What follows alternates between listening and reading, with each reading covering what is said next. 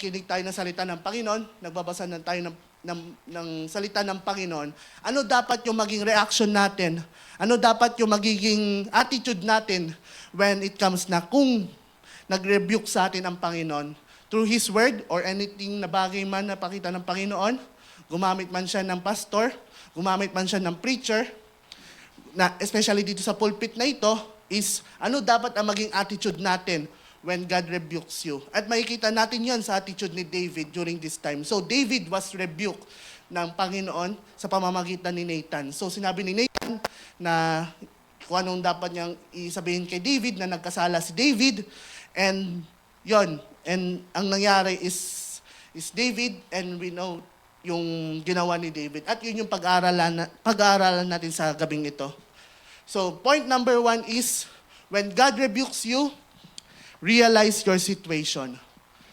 When God rebukes you, realize your situation. Realize kung anumang sitwasyon na meron ka.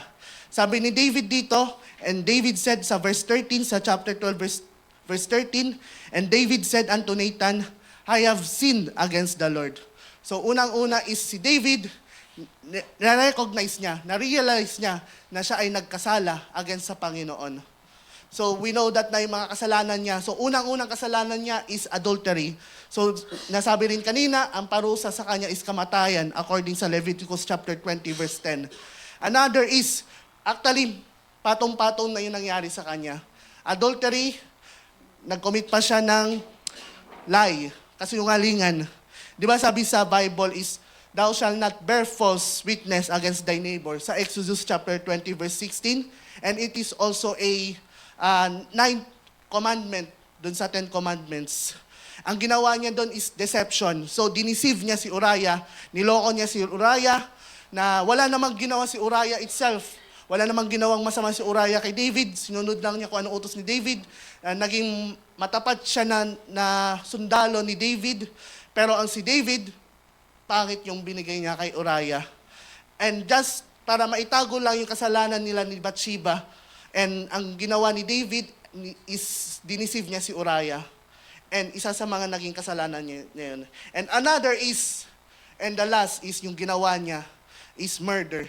So pinatay ni David, indirectly pinatay ni David si Uriah. So sabi doon sa Bible, sa Leviticus chapter 24 verse 17, sabi doon, and he that killeth any man shall surely be put to death. So yun, So yun yung nangyari kay David. So tatlo yung naging naging kasalanan niya sa Panginoon. Adultery, pagsisinungaling, murder. And alam natin, di ba, so, sa batas ng tao, di ba, mayroong sinasabi na, so pagka tinignan natin dito sa present time natin, is si David is 2 counts, ibig sabihin 2 counts homicide. So ibig sabihin is, si David is kailangan mamatay 2 beses pag hinatulan natin siya. Pero nakita natin doon sa verse 13 is pinatawad siya ng Panginoon. So yun. So napakabuti ng Panginoon kay David. And of course, ganun din sa ating mga Kristiyano. Napakabuti ng Panginoon na that is why namatay si Jesus Christ para sa ating mga kasalanan. So remember, especially dito sa pulpit na ito is ginagamit lang tayo ng Panginoon, yung mga preachers, especially ang ating pastor, especially ang salita niya to rebuke us kung ano mang meron tayo, kung ano mang pagkukulang natin, or kung ano mang mga kasalanan natin na ginawa against sa Panginoon. So gumagamit siya ng maraming bagay, but ang ginagamit ng Panginoon is itong salita ng Panginoon to rebuke us. So ginagamit niya yung salita ng Panginoon. So in this book, itong salita ng Panginoon, so sa ibang tao is book lang ito, fairy tale lang to, pero sa atin ito ay buhay. Ito ay salita ng Panginoon, ito ay buhay. So, and dito rin is makikita natin dito sa Bible natin na ito is dito natin makikita kung anong sitwasyon na meron tayo. Kung anong sitwasyon natin spiritually, gaano man kalalim or katibay yung relasyon natin sa ating Panginoon at yung growth natin spiritually sa Panginoon. So makikita natin dito sa Bible na ito.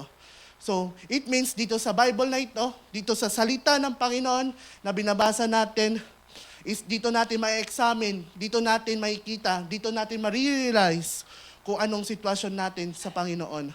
Di ba sa hospital is merong tinatawag na medical examination, merong sa mga nagtatrabaho, merong annual physical examination. So ang pinaka-purpose nun is to check yung blood pressure natin, yung blood sugar natin, uric acid natin, red blood cell, white blood cell, yung eyesight natin, yung paningin natin, yung height natin or yung weight natin, yung timbang. At ang pinaka-purpose nung examination is to check your health. At ganun din dito sa Bible na to, is itong Bible na to is to check our spiritual health, to check our spiritual life, is to check our relationship sa ating Panginoon. So the Word of God itself can assess kung ano yung natin, spiritual life natin. And this book also, ang salita ng Panginoon, does not an assessment para sa kung ano mang spiritual life na meron tayo, but also it is a cure. Ito rin ay gamot sa ating spiritual sickness. Ito rin ay gamot sa ating kung ano mang gagawin natin para lumago tayo spiritually, para lumago ang ating pananampalataya sa ating Panginoon. Kaya nandito tayo sa church to cure our spiritual life. Hindi tayo pumunta dito dahil perfecto tayo. Hindi tayo nandito dahil wala tayong kasalanan, wala tayong ginawang masama sa Panginoon.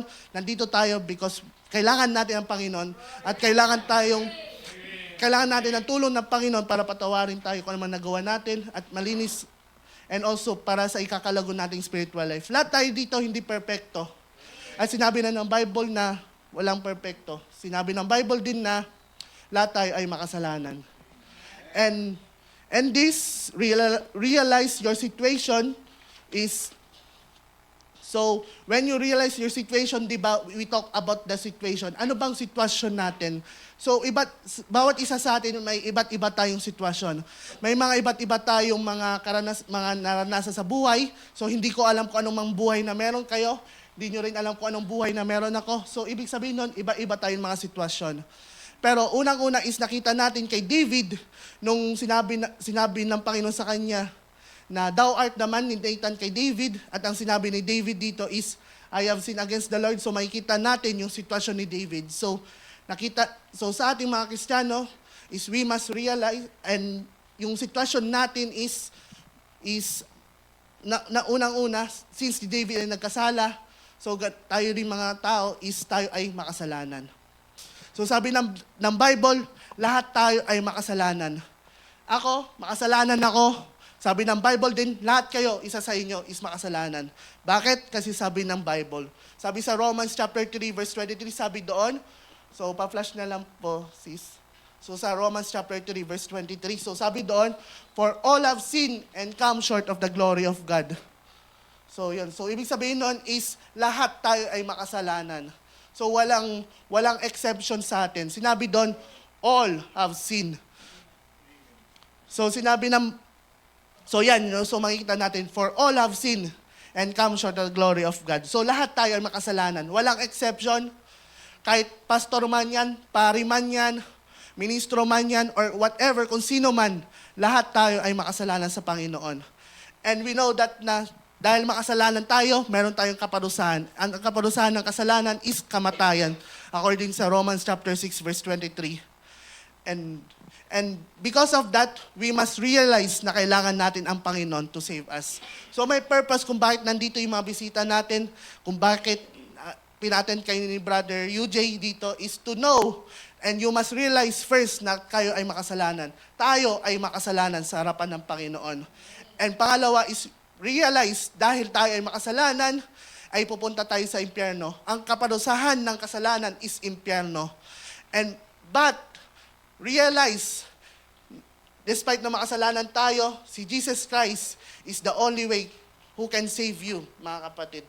Who can save you, mga bisita natin. Sabi sa John chapter 3, verse 16, sabi doon, for God so loved the world that He gave His only begotten Son, that whosoever believeth in Him should not perish but have everlasting life. So sabi doon, mahal tayo ng Panginoon, kaya binigay niya kanyang buktong na anak na si Jesus Christ. So we know na si Jesus Christ is namatay sa cross of Calvary. So namatay siya sa cross, and also nilibing siya at muling nabuhay pagkatapos ng 3 araw. Sinabi rin sa Romans 5:9, but God commended His love toward us. So mahal tayo ng Panginoon, ayaw niya tayo mapunta sa impyerno. Ayun sabi doon, but God commended His love toward us in that while we were yet sinners, Christ died for us. Si Kristo ay namatay para sa ating mga kasalanan. And sinabi din sa 1 John chapter 2 verse 2, siya ang kabayaran ng ating mga kasalanan at hindi lang ating mga kasalanan, kundi kasalanan ng buong mundo. So the only way papunta sa langit sa oras na ito, kung hindi mo patiyak kung saan ka pupunta, because we know na ang kahantungan ng tao is kamatayan. So lahat tayo is mamamatay. So kung hindi mo patiyak kung saan ka pupunta, si Jesus Christ lang ang tanging daan papunta sa langit. Tanggapin mo si Jesus Christ bilang sariling Diyos sa tagapagligtas. Sinabi ni Jesus Christ sa John 14:6, I am the way, the truth, and the life. No one cometh unto the Father but by me. Only by Jesus Christ. So we are sinner. Kailangan natin si Jesus Christ. Jesus Christ can only save you. Jesus Christ is the only way to heaven. Hindi yung good works, hindi yung anumang religion. Kahit umattend tayo dito sa religion na to, kahit na umattend kayo dito sa aming church, is hindi kayo maliligtas. Sa pamamagitan lang ni Jesus Christ, ang tanging daan papunta sa langit. So, yun yung isa sa mga sitwasyon natin bilang isang mga Kristiyano is tayo ay mga makasalanan sa harapan ng Panginoon. We are sinner. So, another situation na ma-encounter natin sa ating buhay, so ma-encounter natin na sa ating spiritual na buhay, especially dito sa mundong ito, is pangalawa is we are distracted. Tayo ay distracted sa mundong ito. Remember, nung kay David, is ang ginawa niya, di ba, is nandun lang siya sa kaharian niya. Instead na nakikipaglaban siya sa kaaway nila, is nandun lang siya sa castle niya, sa kastilyo niya. Nandun lang siya. Wala siyang ginagawa. And after nun is, instead na nakikipaglaban siya, instead na nanalangin siya sa Panginoon, instead na nagbabasa siya ng salita ng Panginoon, nandun lang siya. Nakatingin lang siya sa terrace. And sabi doon sa James chapter 1 verse 14, but every man is tempted when he is drawn away of his own lust and enticed. So ito yung dahilan kung bakit nahuhulog ang mga Kristiyano sa kasalanan, because they was enticed by their own lust. They are already enticed to commit sin. So si David during that time is he was very distracted.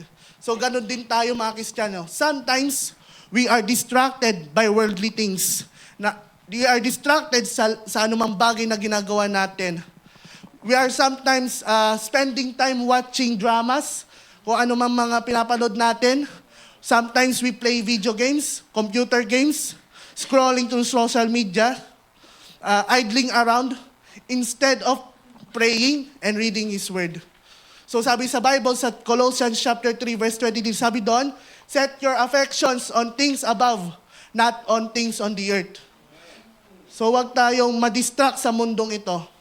So we must take time sa pagbabasa ng salita ng Panginoon and also sa panalangin sa ating Panginoon.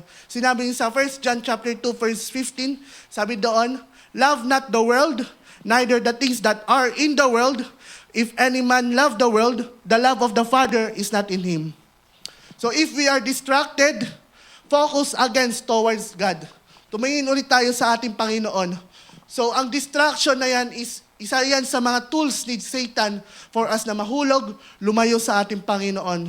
So we must assess ourselves. We must check ourselves kung distracted ba tayo. Kung napapalayo na tayo dahil sa ating mga ginagawa. Ayusin natin yan. Kung na-distract man tayo, ayusin natin yan. So yun. And also we know that ito yung naging dahilan kay David para magkasala siya. He was distracted kay Bathsheba. Nakatingin na siya kay Bathsheba. Hindi niya na-control yung sarili niya. Instead na hindi niya pinatulan niya si Bathsheba. So ganun din mangyayari sa atin kung we are distracted. Kung distracted tayo, for sure lalayo tayo sa ating Panginoon.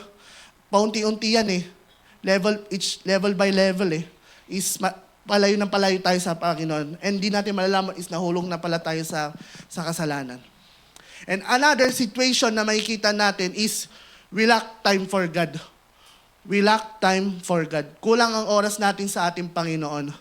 So tayo mga Kristiyano, ang dami nating ginagawa. Especially mga professional, may mga trabaho tayo, may mga sarili tayong buhay, ganoon din sa adult, may mga pamilya na kailangan na alagaan, may mga pamilya na kailangan ipakain, may mga iba't ibang bagay pa. Ganoon din mga estudyante, ang lason ng estudyante is wala na silang time dahil sa schoolworks, dahil sa kanilang pag-aaral. But tayo mga Kristiyano, we must take time sa Panginoon. We must take time na manalangin sa Panginoon. We must take time sa pagbabasa ng salita ng Panginoon. We must take time na gawin yung mga ministry, kung ano mang pinapagawa ng Panginoon or kung ano mang pinapakita ng Panginoon sa atin. We must take time na umattend sa mga services. So we must make ourselves available sa paglilingkod sa Panginoon. We must take time para sa ating Panginoon.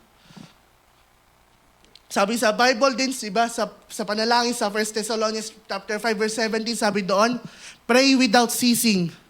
So sabi rin sa Bible is sa Hebrews chapter 10 verse 25, sabi doon, not forsaking the assembling of ourselves together as the manner of some is, but exhorting one another, and so much the more as ye see the day approaching. So we must take time sa paglilingkod sa Panginoon. If nakikita natin na wala na tayong oras sa Panginoon, may oras yan. Kung gusto mo, may paraan. Pag ayaw, maraming dahilan. So that's why sabi rin sa Bible, redeeming the time because the days are evil. Ephesians chapter 5 verse 16. So we must take time sa paglilingkod sa ating Panginoon. We must take time sa panalangin. It would take 30 minutes or more. Actually nga, pwede mo nga gawin for 10 minutes kung unti lang yung prayers mo Pero, we must take time, 30 minutes. Kahit 30 minutes lang sa panalangin. 1 hour lang sa personal devotion. At alam ko, kaya natin gawin yan sa pang-araw-araw. Kung gumagawa tayo ng time para sa galaan, kung gumagawa tayo ng time para lang sa Facebook, mag-scroll ka lang, gumagawa tayo ng time para manood, kung may mga bagong episode man yan, or gumagawa tayo ng time sa anumang bagay, o anumang makamundong bagay. But for us, we must take time. Hindi yan rason para hindi tayo magkaroon ng time para sa ating Panginoon. So we must take time and we must make ourselves available sa paglilingkod sa ating Panginoon. So because sabi doon, redeeming the time because the days are evil. So we will never know kung kailan darating ang Panginoon. Lagi nang napipreach yung pagtungkol dyan. Lagi nang napipreach kung darating ang Panginoon. So tayo din mga Kristiyano, we must take time. We must prepare ourselves, especially sa pagdating ng Panginoon. So another situation is, unang-una is yung we are sinner. Number 2 is we are distracted. Tayo distracted sa makamundong bagay. Number 3 is we lack time for God. And letter D is we are complacent. So complacent means we are satisfied with the current situation or unconcerned with changing it.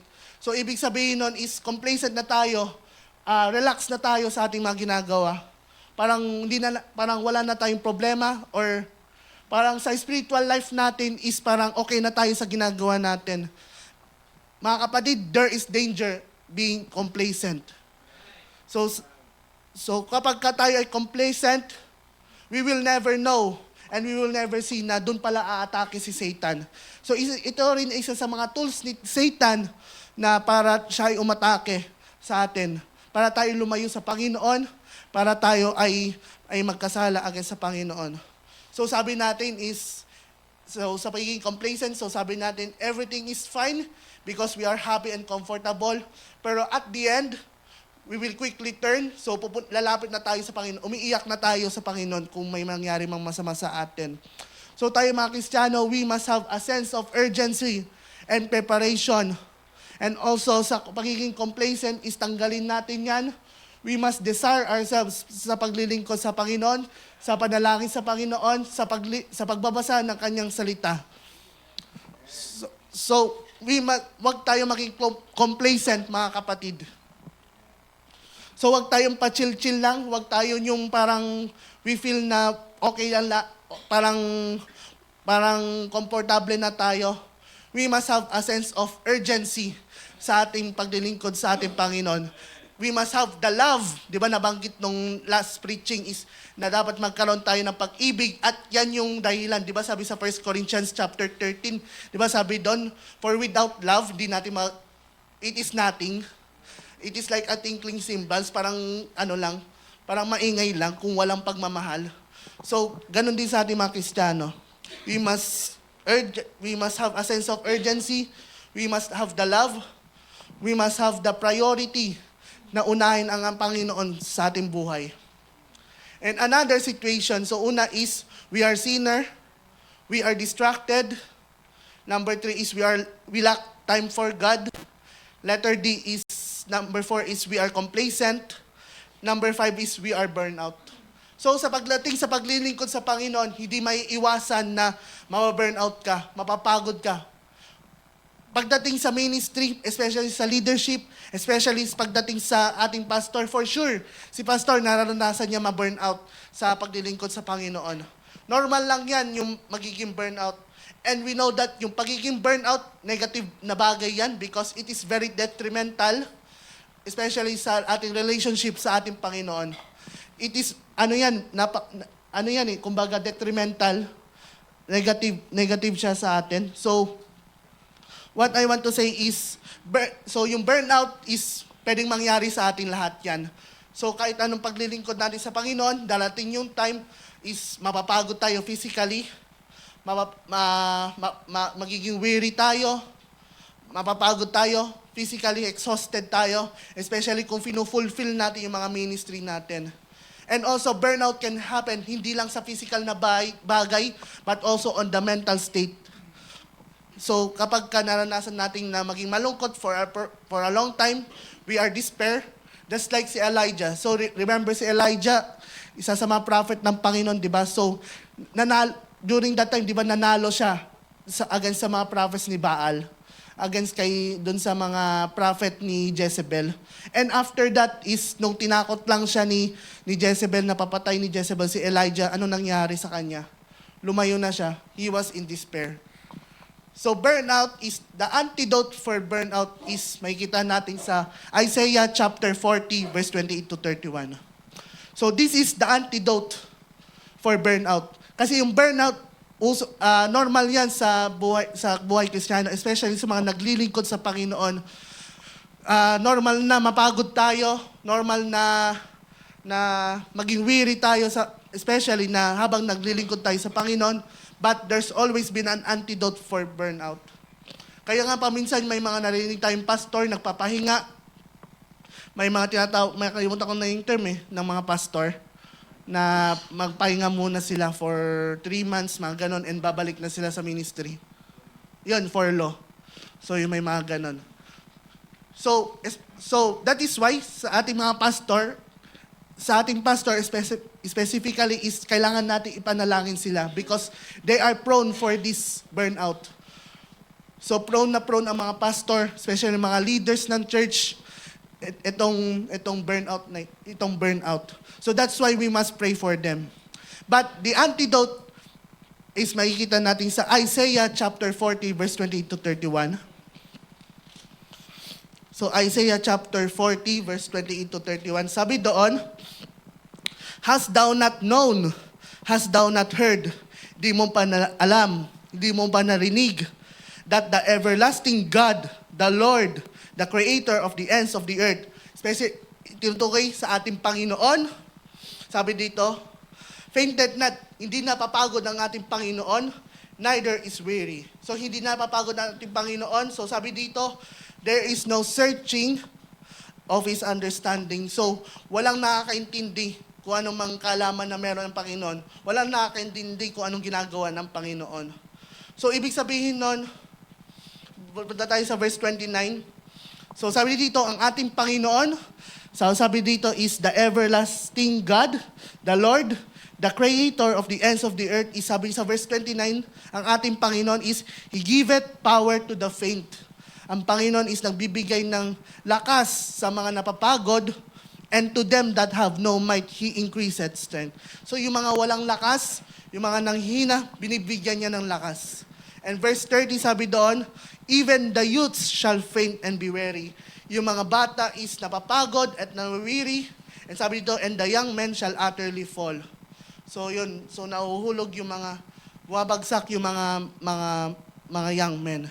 But in verse 31, so tuloy natin sa verse 31, but they that wait upon the Lord shall renew their strength. So the antidote for burnout is ang ating Panginoon. So saan natin sa Panginoon? Through His Word. Ito yung antidote natin for burnout, ang ating Panginoon. So that is why when you feel burnout, Bible ang sagot sa lahat. Kung napapagod ka, ito ang sagot. If you are distracted, Bible ang kasagutan. If you lack time, sabi ng Bible, we must take time. Kaya nga kaya laging pinipreach dito sa pulpit na to na we must make ourselves available na magbasa ng salita ng Panginoon araw-araw. Hindi yan pinipilit sa inyo, dapat ginagawa natin yan bilang mga Kristiyano. Kasi ito na yung lakas natin. Binasa natin kanina na ang Panginoon ang nagbibigay ng strength. At ninabi rin sa Bible na siya ang nagbibigay ng rest sa mga pagod na. So siya yung nagbibigay ng power, siya yung nagbibigay ng strength sa mga tao. So sabi sa verse 31, but they that wait upon the Lord. So sabi doon, shall renew their strength. They shall mount up with the wings as eagles. They shall run and not be weary. And they shall walk and not faint. So magtiwala tayo sa ating Panginoon. So kung ang relasyon natin sa Panginoon is hindi tama, get right with God, mga kapatid. So ito yung mga bagay, ito yung mga sitwasyon na nakikita na pwedeng mangyari sa ating mga Kristiyano is we are sinner, we are distracted, we lack time for God, we are complacent, we are burned out. Pero all those things, salita ng Panginoon ang sagot. That is why magkaroon tayo ng time. We must take time sa pagbabasa ng salita ng Panginoon. Ito yung source ng ating strength. So number 2 na makikita natin is first is realize your situation. So nakikita natin si David, sabi niya is I have sinned against the Lord. So yung sitwasyon is nagkasala siya sa Panginoon. And number 2 is, ito yung pinakaisa sa mga pinakamagandang attitude na pinakita ni David is that, so number 2 is when God rebuke us, kung ni-rebuke tayo ng Panginoon, is response humbly to God. So, maging humble tayo sa Panginoon. Kung yung preacher man or yung pastor man is ni-rebuke, hindi naman intention ng preacher or pastor na ni-rebuke ka, we must be humble. Kasi salita ng Panginoon ang nangungusap sa inyo. Kung nasaktan ka man, praise God kung nasaktan ka. That means is buhay ka, nagre-respond ka pa sa Panginoon. So makikita natin dito sa point number 2, response humbly to God. So nakita natin yung attitude ni David na nagpakumbaba siya sa Panginoon. So dito is, makikita natin dito is, ang Panginoon is, it doesn't matter kung hari ka man, it doesn't matter kung anong meron ka, it doesn't matter kung anong position na meron ka, it doesn't matter kung matalino ka, it doesn't matter kung anong narating mo sa buhay mo, it doesn't matter kung anong pwede mong maipagyabang. Lahat yan, pagdating sa Panginoon, wala yan sa Panginoon. Nakita natin dito, ang Diyos is hindi nagustuhan yung ginawa ni David. Sabi doon sa binasa natin, di ba? But the thing that David had done, displeased the Lord. So na-displease ang Panginoon sa ginawa ni David. But this time, yung attitude ni David, he humbled himself sa ating Panginoon.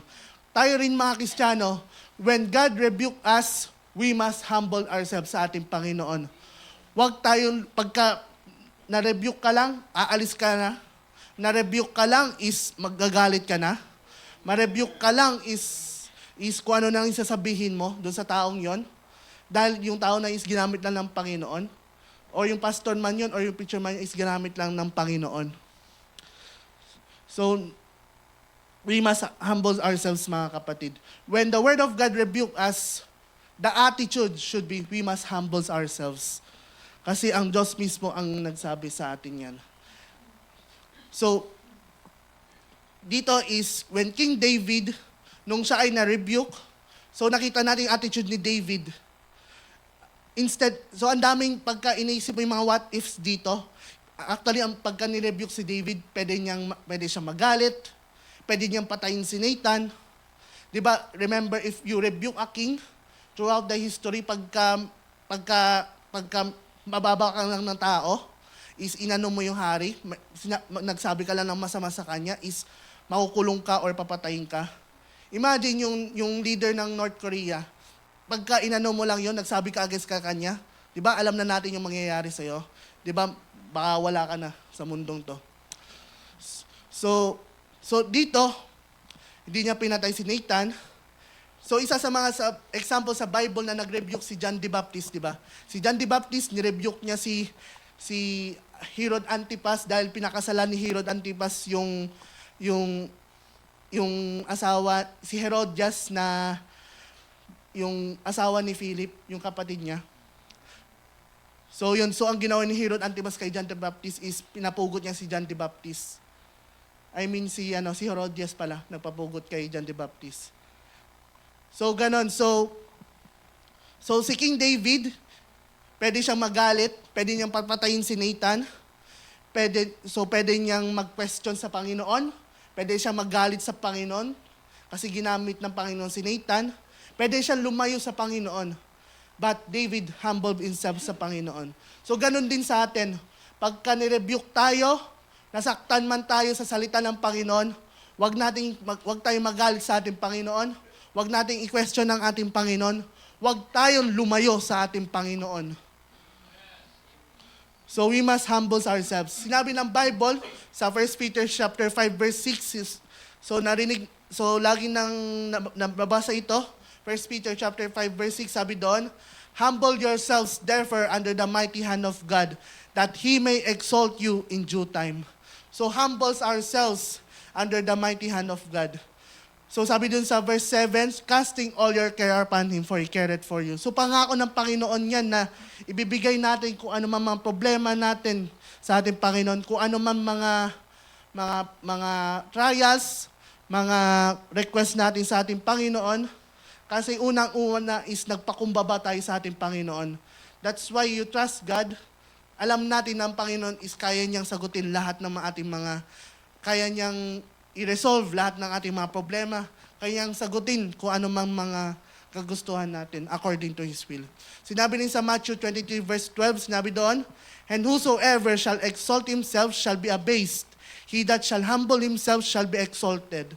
So abase ibig sabihin is degrade. So kung sino man yung na itinaas niya ang kanyang sarili, is babagsak siya. Kung sino man yung nagpakumbaba sa kanya, ang Diyos itataas ng Panginoon yung nagpakumbaba. So ganun din sa ating mga Kristiyano, we must humble ourselves.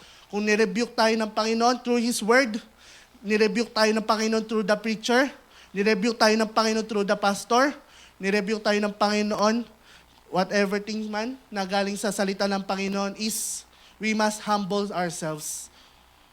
So, and also, we must seek sa ating Panginoon. So, sabi sa James 4, chapter 10, humble yourself in the sight of the Lord, and He shall lift you up. So, lahat ng meek, lahat na ma-humble, itataas ng Panginoon lahat yan. So, we must humble ourselves sa ating Panginoon. So, ganun din yung ginawa ni David. He humbles himself. Na-realize niya na siya ay makasalanan. Kaya nga niya nasabi na I have sinned against the Lord kasi unang-una nagpakumbaba siya sa ating Panginoon. So alam niya yung nangyari sa kanya, nagpakumbaba siya sa ating Panginoon. And number 3 is reach out to God. So makikita natin sa 2 Samuel chapter 12, dun sa verse 14 is, so ang dami despite na nagkasala si David, pinatawad siya ng Panginoon. Sabi ng Panginoon is, the Lord also had put away thy sin, thou shalt not die. Hey, hindi ka mamamatay. Despite na deserve ni David na mamatay. Kasi nag-commit siya ng adultery, nag-commit siya ng murder. 2 counts of death pero pinatawad pa rin siya ng Panginoon. But remember, pagka nagkakasala tayo sa ating Panginoon, there's always been consequences. May mga consequences pa din pagka gumawa tayo ng kasalanan. Papatawarin tayo ng Panginoon sa ating mga kasalanan, pero dun sa ginawa natin mga kasalanan is merong mga consequences yan.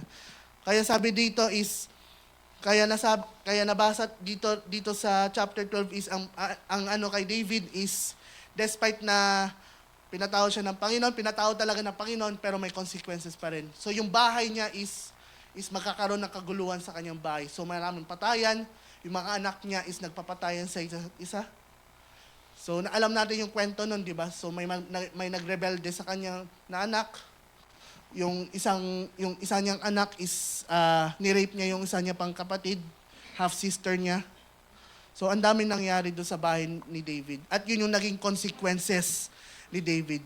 So ganun din sa atin, hindi excuse na tayo ay ligtas. Alam natin na tayo pupunta sa langit.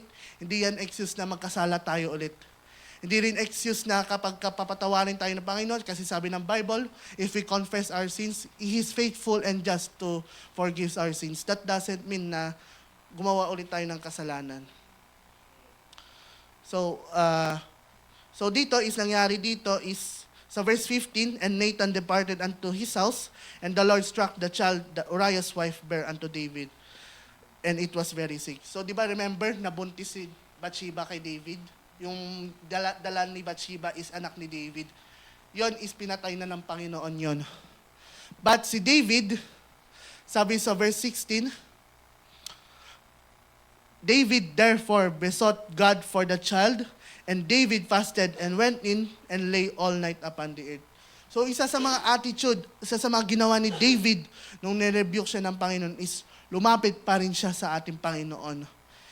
When God rebukes you, go to the Lord instead of turning away from Him.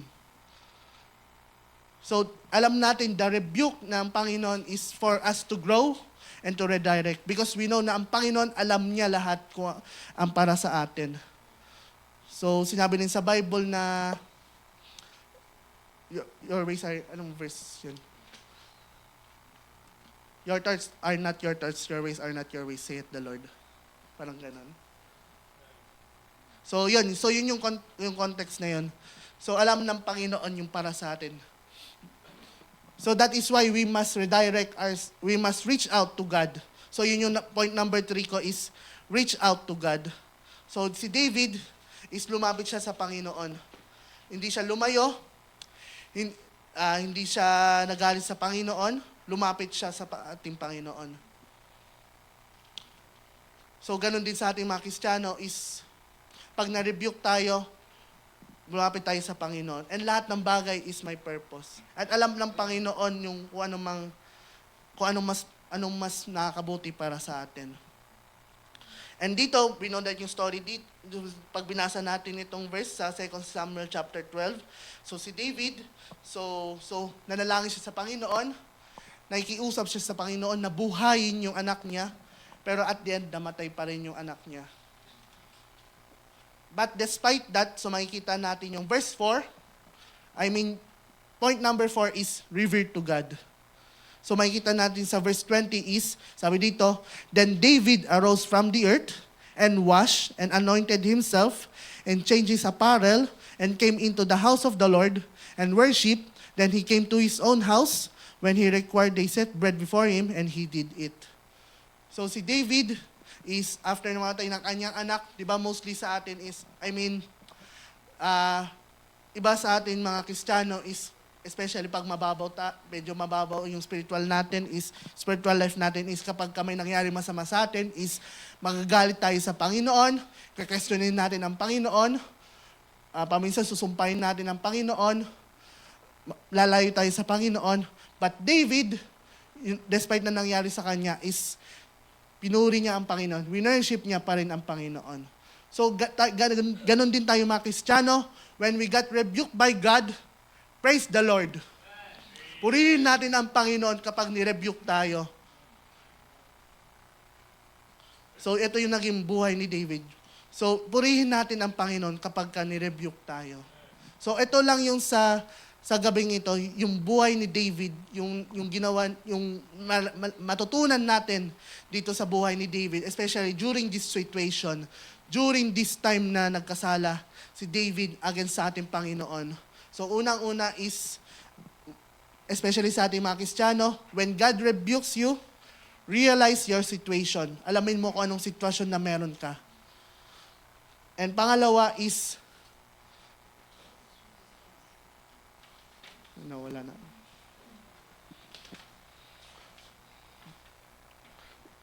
Yan, response humbly to God. So, yung response natin is magpakumbaba tayo sa ating Panginoon. Number 3 is reach out to God. Lumapit tayo sa Panginoon kung nirebuke tayo. And point number 4 is revere to God. So, purihin natin Panginoon kung tayo ay nasaktan man dahil sa kanyang salita. Purihin pa rin natin Panginoon. Wag tayo lumayo sa ating Panginoon. Purihin natin siya. And sa ating mga bisita sa oras na ito, kung hindi mo alam kung saan ka pupunta pag tayo ay namatay, ang sabi ng Bible, si Kristo lang ang tanging daan papunta sa langit. So yun lang po sa gabing ito. To God be the glory.